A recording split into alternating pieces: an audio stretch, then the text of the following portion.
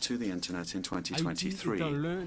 Haiti is one of the least connected countries, and we urgently need support in order to fill in this digital divide so that we can fully participate in the global economy of the 21st century.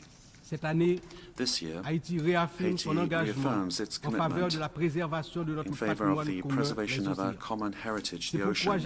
That's why today I announced proudly that Haiti will sign the Agreement on Marine Biodiversity of Areas Beyond National Jurisdiction adopted on the 19th of June 2023 and open for ratification since the 20th of September 2023.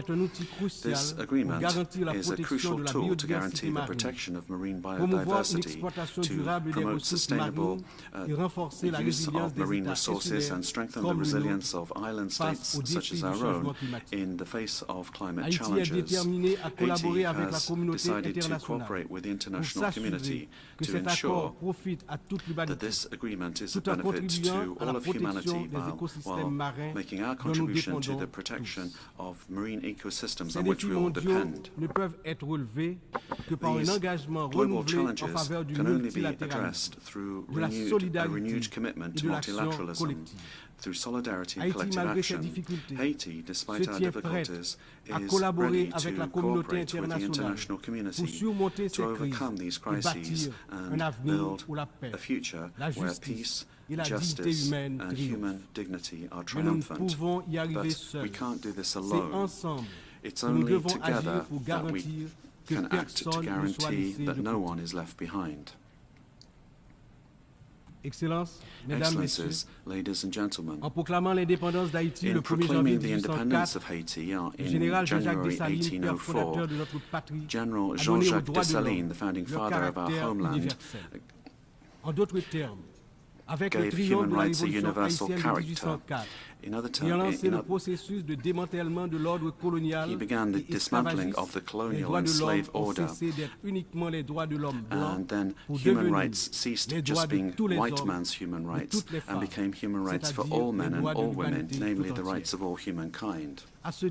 In this regard, and as representative of the Republic of Haiti, and as an official spokesperson for the Haitian people, I must draw the attention of the leaders of the major powers to the danger of a nuclear war threatening the existence of peoples on all continents. In this regard, on behalf of the Republic of Haiti, I launch an urgent call to all heads of state of the United Nations to prevent humanity experiencing this peril of the end of civilization on Earth.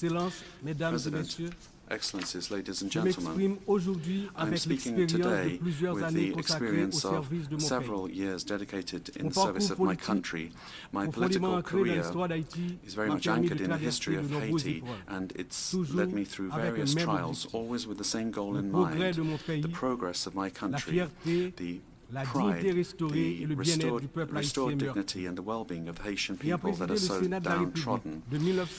Having presided the Senate of the Republic from 1995 to 2000, and having been a witness to critical moments in our political history, I have seen the challenges that our country has been facing. My political commitment goes back to a time when the fight for stability and democracy were everywhere.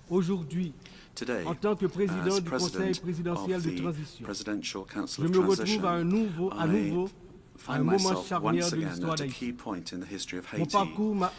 My career has shown me that resilience and collective willingness are the only ways to guarantee a stable and prosperous future. It is with this vision, this devotion, and the strength given to me by this rich political experience that I am leading the transition, determined to lead Haiti towards peace, security, and participatory democracy through the holding of the national conference and the renewal of politicians through free, credible and transparent elections. The Haitian people, despite the challenges that we face, refuses to be overcome by despair. The challenges are unprecedented: devastating violence, political instability that is persistent, a precarious situation virtually everywhere, and a humiliating level of poverty that challenge the Haitian people's capacity for action and their intelligence. In the middle of this storm, we understood that we had to take a brave decision, that of coming together, becoming unified despite deep differences in order to rise up again in full confidence towards an exit to the multidimensional crisis that has been afflicting us now for far too long. The creation of the Presidential Council of the Transition is how we put this decision into force. It's a tangible example of this willingness to become reconciled with ourselves. This council, which brings together organizations of civil society and the entire political spectrum, is the fruit of long negotiations. It is the embodiment of the plurality of Haitian society. Its roadmap is clear: to restore public order, to hold free and transparent elections at the end of 2025, to restore trust in the institutions of the state. In order to do this, we, those that bear responsibility at the highest levels of the state, know that we will need the support of the international community.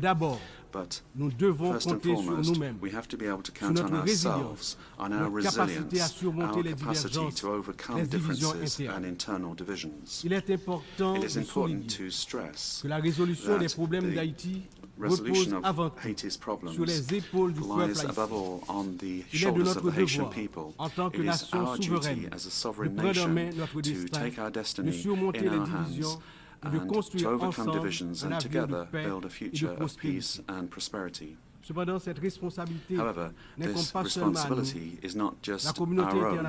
The international community, the United Nations, the foreign powers that very often played a decisive role in the history of Haiti have also got their essential part to play in this restoration of peace, economic recovery, and institutional development and the establishment of the rule of law. In this sense, the failure of Haiti to recover is not that of just one nation. It is a collective failure, a global inability to fully respect the principles of solidarity, justice, and international cooperation. It is together with a shared sense of responsibility and renewed commitment that we will be able to transform this crisis into an opportunity to embark upon a sustainable path to peace. Today, Haiti is facing an unprecedented security crisis. The increase of armed gangs, generalized violence, and political instability have plunged the nation into a state of extreme vulnerability. Citizens live in fear, unable to move around freely throughout the country, to go and work or send their children to school without risk, particularly in the capital Port-au-Prince. This situation is affecting all aspects of Haitian society. It's weakening institutions, paralyzing the economy, and it's undermining hope in a better tomorrow. The future of the country is under threat. 50% of gang members from the capital region are made up of children and young people, girls and boys. They very often serve as cannon fodder during operations against the police. They are subject to serious violations of all kinds, including sexual violence. This abuse and violence exercised against children and young people, teenagers, must be considered as a crime against humanity, given the consequences that this has on future generations. The restoration of national security is an absolute priority for the Haitian authorities. They are fully committed to putting an end to this spiral of violence and to restoring order in order to guarantee every citizen the fundamental right that they have to security. They are aware that peace and stability are the indispensable foundations that will enable Haiti to rebuild and restore trust in its institutions and to ensure the socio-economic development of its people. With this in mind, the decision of the Security Council to authorize the deployment of the Multinational Security Support Mission through Resolution 2699 was a direct response to the calls of the Haitian people. This mission, although it is not a classic UN force, embodies the commitment of the international community to support Haiti in its fight against insecurity. I would like, on behalf of the Haitian people, to express my profound thanks to the contributing countries, particularly Kenya, for having accepted to take on the leadership of the mission, as well as to all countries that have provided their support. The national security forces, with the support of the mission, have already demonstrated tangible results on the ground, making it possible for the population, little by little, to see normal life restored, but a lot still remains to be done. Haiti has hosted several United Nations missions over the last 3 decades, particularly MINUSTAH. Although some of these missions have helped to temporarily stabilize the country, they have also left behind a heavy heritage of consequences. Allegations of serious violations of human rights have eroded the trust of the Haitian people. The lack of prosecutions and reparations for the victims have reinforced a sentiment of impunity, undermining the efforts at rebuilding. Nevertheless, it's never too late to act and to learn lessons from the past. By rethinking the approach, we have the opportunity to boost the reputation of international missions in Haiti and to build a future that is better for the Haitian people. It is in this spirit that we would like to see thought being given to transforming the security support mission into a peacekeeping mission under the mandate of the United Nations. This transformation would make it possible not only to secure more stable funding and to extend the capacity of the mission, but also it would make it possible to strengthen the commitment of member states to security in Haiti. I am convinced that this change of status, whilst recognizing that the errors of the past cannot be repeated, would guarantee the full success of the mission in Haiti. Excellencies, ladies and gentlemen, today I stand before this assembly as the voice of the Republic of Haiti, a country whose history is inextricably linked to the ideals of freedom and justice that we all celebrate here. But Haiti, the first independent black nation of the world, today is the greatest victim of a historical injustice which has not only delayed our development, but has also saddled our people with a burden, the repercussions of which we still feel today. In 1825, just 21 years after having won its freedom at the cost of a heroic fight, Haiti was forced to pay a colossal debt to France, the colonizing country, in exchange for recognizing its independence. This ransom, imposed under threat, siphoned off resources of the young nation, plunging it into an infernal cycle of impoverishment, which it still struggles to overcome. This debt was a form of punishment for our audacity in throwing off the chains of slavery and raising up Haitians to claim their human dignity. It was an unjust penalty which asphyxiated the economic and social potential of the black people of Haiti for generations.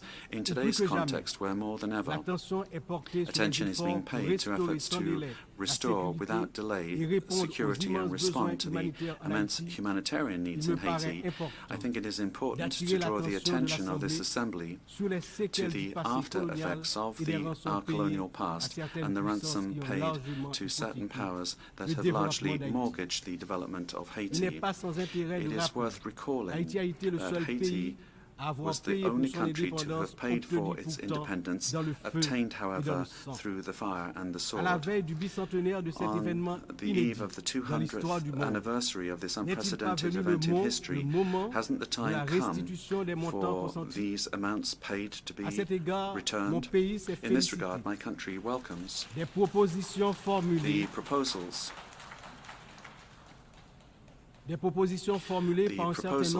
made by a number of governments and also some agencies of the United Nations for specific action with regard to recognition, reparation and restitution for the wrongs of the past.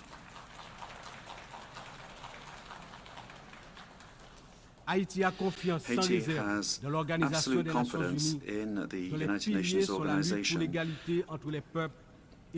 pillars of which are the fight against inequality between peoples and the maintenance of peace between nations, that it will play its role in order to facilitate dialogue between the victim countries of colonization and the former colonial powers. Here, at the 79th session of the General Assembly, Haiti, and through my person, Haiti is not only here to request reparations, but to ask a question of principle, that of imminent justice. My approach is resolutely committed, structured and well documented. The National Committee for Restitution and Reparation, in cooperation with CARICOM's Restorations Commission, has already undertaken exhaustive work on this subject. We demand recognition of the moral and historic debt and the implementation of just and appropriate reparations, which will make it possible for our people to free themselves from the invisible chains of this unjust past. Excellencies, ladies and gentlemen, history teaches us that nations do not rise up in isolation, but by unifying forces in a resolute commitment to build a better future. Haiti, this land that has offered the world a symbol of unshakable freedom and which has helped several nations to throw off their yoke of barbaric colonialism, is not looking for charity, but justice. Respect.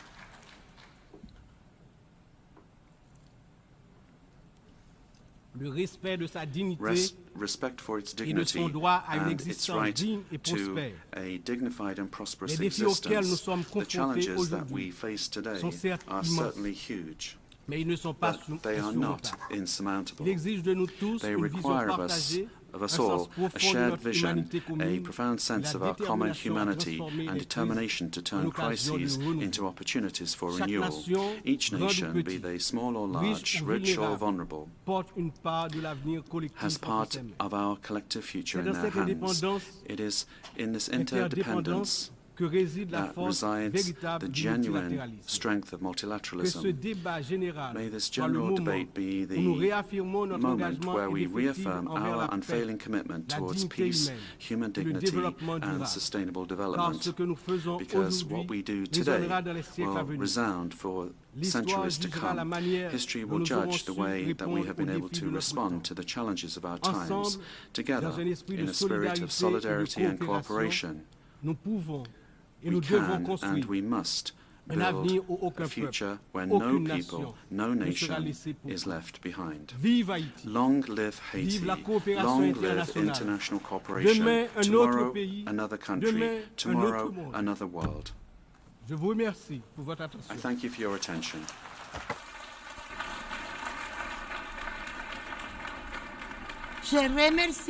On behalf of the Assembly, I wish to thank the President of the Presidential Council of the Transition of the Republic of Haiti.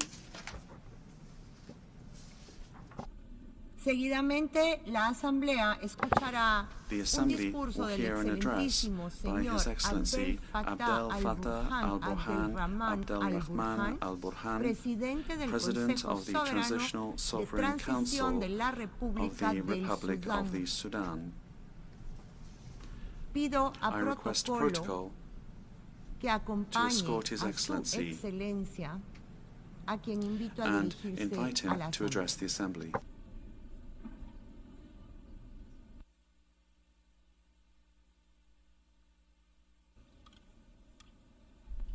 In